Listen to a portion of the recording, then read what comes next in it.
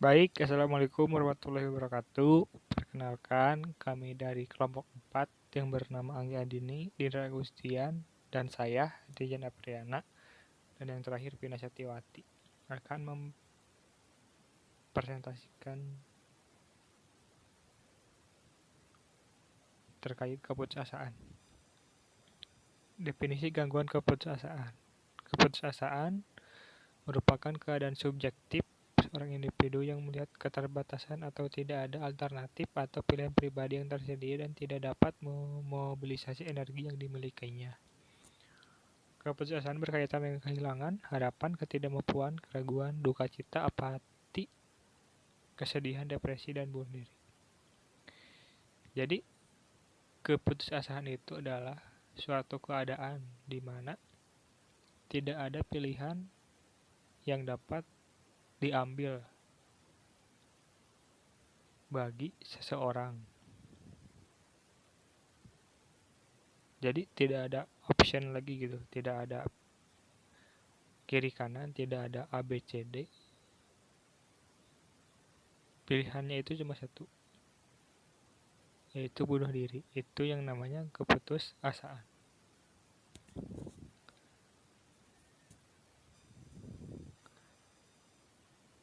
Yang selanjutnya, beberapa orang mengalami keputusasaan. Faktornya yang pertama, faktor kehilangan, kegagalan yang terus-menerus. Artinya, jika seseorang itu bergagal atau gagalnya terus-menerus dan dia itu sudah mempunyai banyak banyak cara, mencoba banyak cara, udah dicoba pilihan A B C D E F G sampai Z tapi tidak berhasil, maka akan terjadi yang namanya keputusasaan. Seperti itu. Selanjutnya faktor lingkungan. Orang terdekat, misalnya keluarga, yang dapat menjadi stresor seseorang itu menjadi putus asa. Selanjutnya status kesehatan, adanya tekanan hidup, dan kurangnya iman. Jadi saya itu akan bercerita ya tentang kisah-kisah nabi terdahulu yang dapat kita ambil. Jadi faktor penyebab kehilangannya itu yang jelas itu yang pertama, yang menurut saya itu yang pertama adanya beban atau adanya cobaan. Nah, cobaan ini seperti kisah-kisah nabi yang terdahulu banyak dari berbagai elemen. Contohnya Nabi Lut itu dicoba melalui istri dan anaknya dan kaumnya. Nabi Lut itu. Selanjutnya Nabi Daud diuji dengan penyakit, status kesehatan. Nabi Lut orang terdekat keluarga. Nabi Musa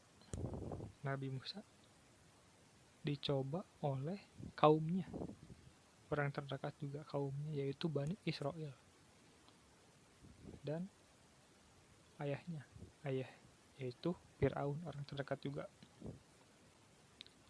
Selanjutnya misalkan Nabi Sulaiman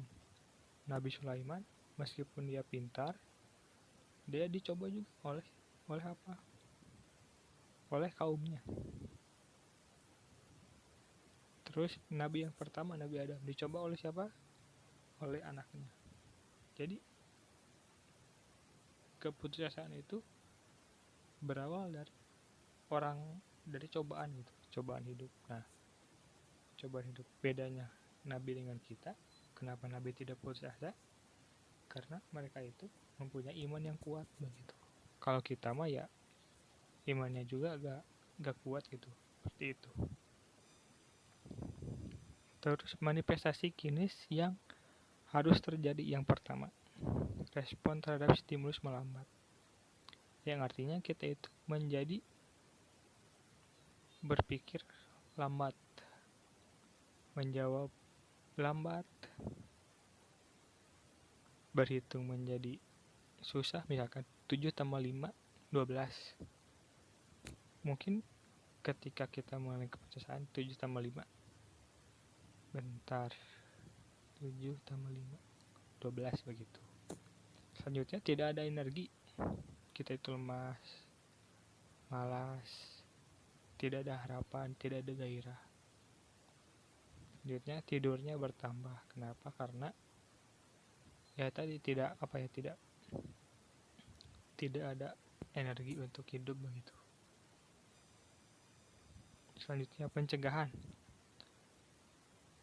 Pencegahannya itu bisa dengan berbaik sangkalah kepada Allah. Ingat bahwa setiap orang yang kita lalui adalah hikmahnya. Yang pertama, berbaik sangkalah kepada Tuhan, karena Allah itu menciptakan sesuatu itu dengan sesuatu. Maksudnya gimana? Allah itu memberikan sesuatu perbuatan, pasti ada ilmu yang dapat kita serap, atau ada sebabnya juga untuk diri kita sendiri. Yang kedua, semua ini hanyalah sebuah cobaan dan bukti kecintaan Tuhan kepada kita. Jadi tanda bukti Tuhan cinta itu yang pertama, dia itu masih memberikan kita cobaan atau pengingat. Pengingat itu bisa berupa kegagalan, bisa berupa penyakit, bisa berupa juga kesenangan. Untuk apa? Untuk kita syukuri dan untuk kita tafakuri seperti itu. Berpikir bahwa tidak ada kegagalan yang abadi karena kita bisa mengubahnya dengan berbuat hal-hal yang baru. Contohnya seperti apa? Contohnya seperti Thomas Alva Edison. Thomas Alva Edison sudah 1000 kali gagal dalam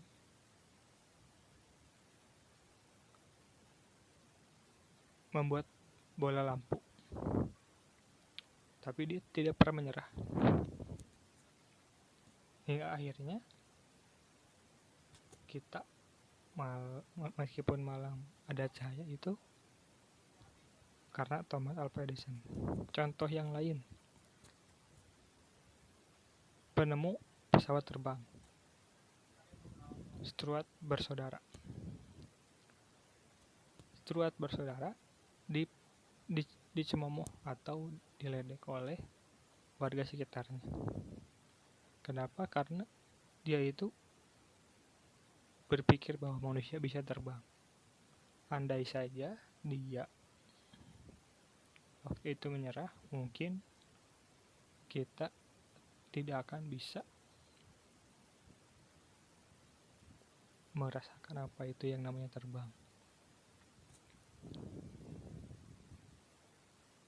Selanjutnya, pendiri Aqua. Pendiri Aqua di pertama itu diledek buat apa? Menjual air putih dalam kemasan.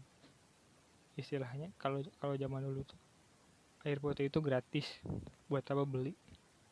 Tapi sekarang Aqua itu menjadi salah satu perusahaan terbesar di Indonesia. Selanjutnya, yang nomor 4, tetapkan tindakan kita dalam keadaan apapun. Kita tetap bisa memilih tindakan ataupun mengubah kebiasaan lama dan mencari jalan untuk mengatasi masalah yang tengah kita hadapi. Jadi, kita itu harus teguh pendirian bahwa segala sesuatu itu mungkin terjadi. Nothing impossible in the world. Tidak ada yang tidak mungkin di dunia kecuali tanpa kuasanya, seperti itu. Selanjutnya, bersikap lebih fleksibel. Kehidupan tidak selalu seperti yang diharapkan. Apabila kita dapat menyesuaikan diri dengan situasi yang baru, maka ketegangan kita akan berkurang kegagalan. Artinya, kita itu harus bersikap legowo. Maksudnya legowo itu berserah diri kepada Tuhan Yang Maha Esa tentang apa yang kita terima. Contoh Contohnya itu seperti Toyotomi Hideyoshi dan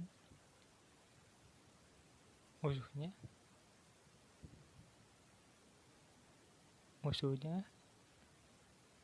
Ieyasu.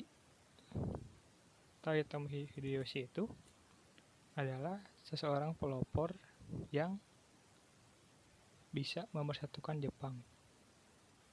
Oda Nobunaga itu kalah oleh dia. Ieyasu adalah rivalnya. Ieyasu itu berserah diri kepada Toyotomi Hideyoshi. Dia bilang bahwa daripada kita berperang, bagaimana kalau kita berdamai saja, kita legowo saja menerima bahwa kita bersatu untuk membangun Jepang. Dan apa yang terjadi? Negara sekecil itu bisa menjadi super power pada perang dunia kedua. Baik, selanjutnya kembangkan tindakan yang kreatif, tanyakan pada diri sendiri, kesempatan apa bagi saya di sini, jalan mana yang terbuka bagi saya. Artinya berpikir lebih kritis tentang peluang yang akan dan sesuai bagi diri. Selanjutnya, evaluasi setiap situasi, pikirkan segala tindakan sebelum bertindak agar bisa didapatkan pemecahan masalah yang baik. Jadi, sebelum bertindak itu harus memikirkan A dan B-nya atau konsekuensinya. Lihat sisi positifnya. Kegagalan memang merupakan pengalaman yang menyakitkan. Asal Anda tahu saja, semua ilmu yang ada di dunia ini berawal dari pertanyaan. Nah, untuk menemukan jawaban itu, pasti ada yang namanya kegagalan. Begitu. Tapi daripada memikirkan kerugian yang kita alami, lebih baik fokuskan apa yang kita pelajari.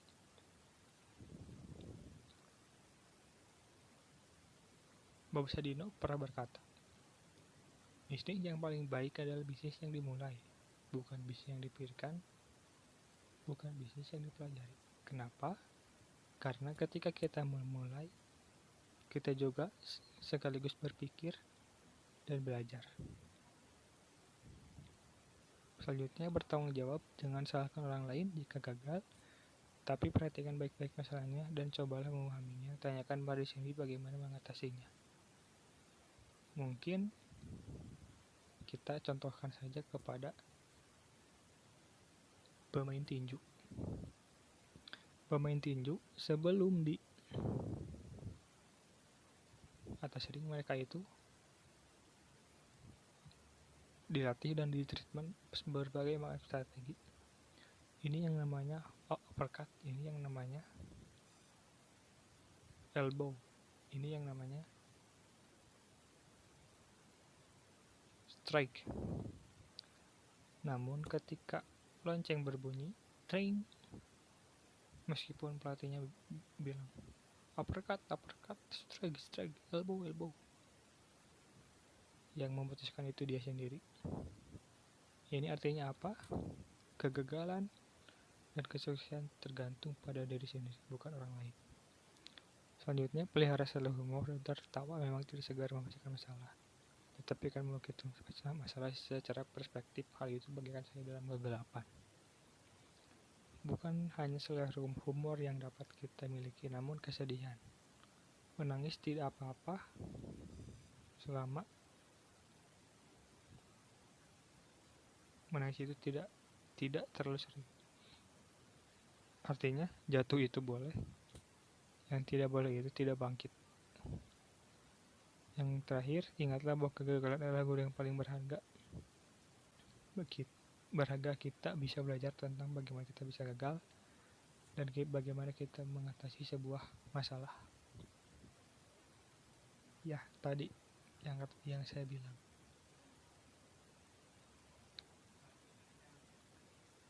Jika Thomas Alva Edison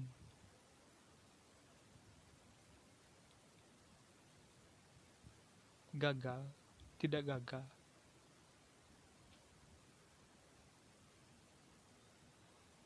maka dia tidak akan berhasil.